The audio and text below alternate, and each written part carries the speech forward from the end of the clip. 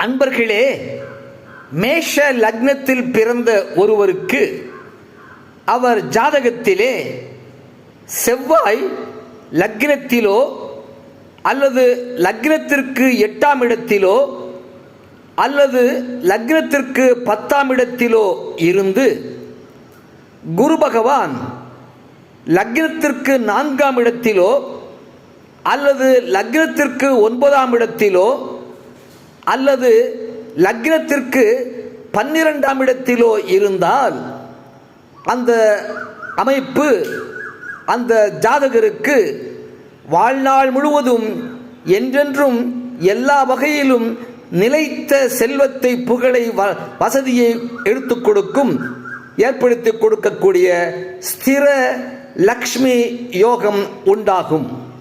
ஸ்திர லக்ஷ்மி யோகம்.